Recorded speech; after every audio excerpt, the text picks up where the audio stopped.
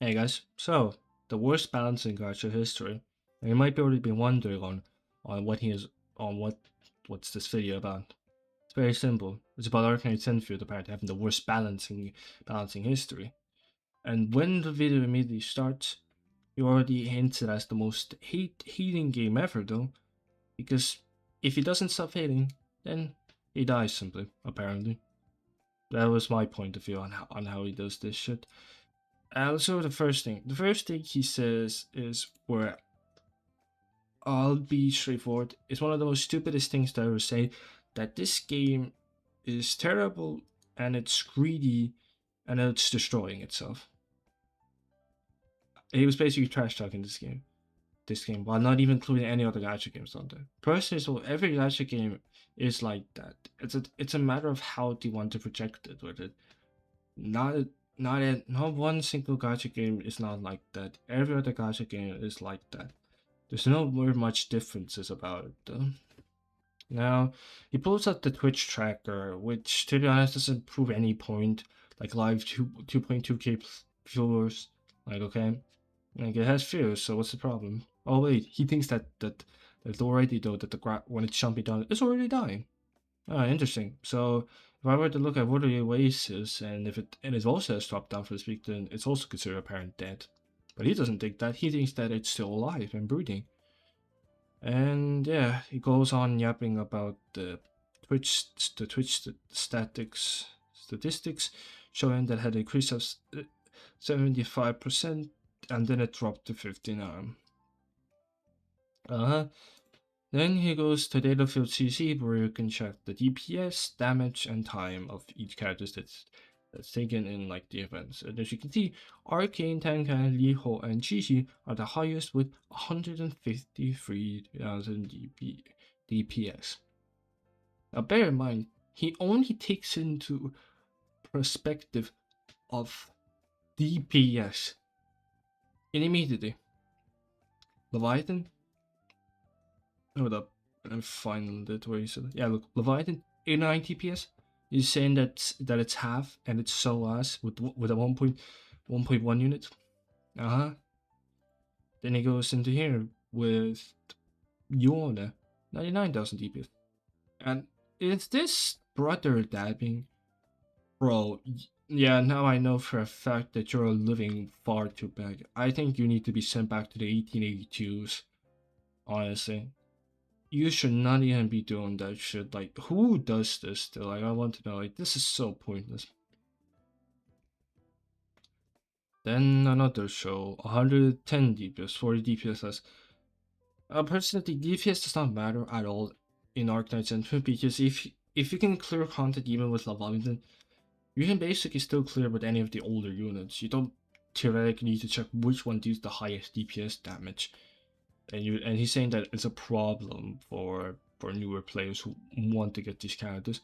You know, you can still use older characters in clear, because in this tier list, it's actually the most balanced right now. Look, tier 1, tier 0.5 here, and tier 0. Like, it's basically right. Sure, yeah, there's one tier 2 and 2 in tier 1.5, but overall, it's pretty balanced because, well, it's recent, it's still new. And look, Shaichi went up as well.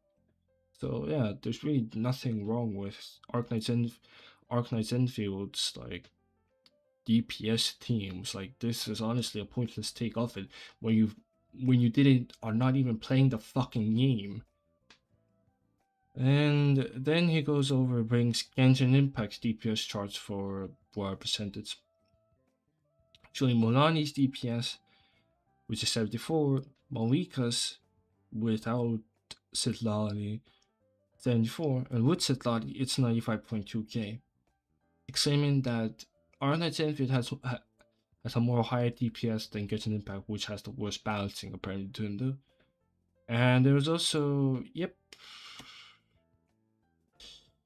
Now my Levi team cleared 2-0 stage with 1 minute and 47 seconds. Yeah, I mean, if it cleared, it cleared. There's nothing to worry about this.